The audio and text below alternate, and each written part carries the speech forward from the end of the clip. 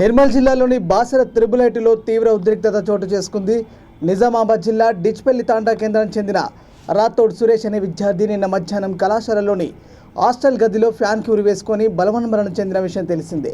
ఈ ఘటనపై సమగ్ర దర్యాప్తు చేపట్టాలని పలు విద్యార్థి సంఘాలు, ప్రతిపక్ష పార్టీ నాయకులు డిమాండ్ చేస్తున్నారు.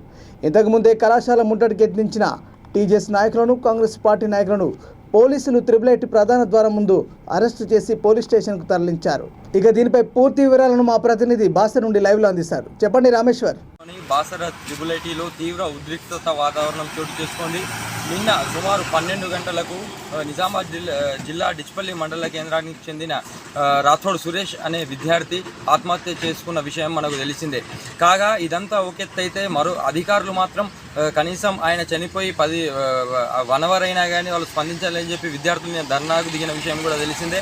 నిన్న రాత్రి అర్ధరాత్రి 12 గంటల వరకు విద్యార్థులు ప్రధాన ద్వారం వద్ద తమ నిరసన వ్యక్తపరిచారు. విద్యార్థి మృతికి కారణాలు తెలపాలని చెప్పేసి, ఆ తర్వాత విద్యార్థి మృతికి కారణాలు తెలియాలని చెప్పేసి, అధికారులు ఎందుకు స్పందించలేదని చెప్పేసి, అంబులెన్స్ ఎందుకు అందుబాటులో లేదని చెప్పేసి కూడా విద్యార్థులు ఫైర్ అయిన పరిస్థితి కూడా ప్రస్తుతం మన దగ్గర కనిపిస్తుంది. ప్రస్తుతం ఇంతకుముందే కాంగ్రెస్ పార్టీ నాయకులు, టీజేఎస్ పార్టీ నాయకులు అందరూ విద్యార్థి మృతికి పూర్తి కారణాలు తెలియాలని చెప్పేసి ప్రధాన ద్వారం దగ్గర ధర్నా చేశారు. ఇంతకుముందే వారిని అందరినీ అరెస్ట్ చేసి బాసర పోలీసులు కూడా తరలించడం జరిగింది.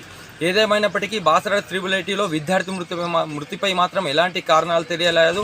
బయట నుండి వస్తున్న విషయాలను బట్టి విద్యార్థి తమ సూసైడ్ నోట్ రాసుకున్నారని చెప్పేసి, ఆ తర్వాత సూసైడ్ నోట్ అధికారులు, త్రిబుల్ ఐటీ అధికారులు, పోలీసులు మాత్రం గోప్యంగా ఉంచుతున్నారని చెప్పి మనకు తెలుస్తుంది. కెమెరామెన్ మహేష్తో రామేశ్వర్, V3 న్యూస్, బాసర.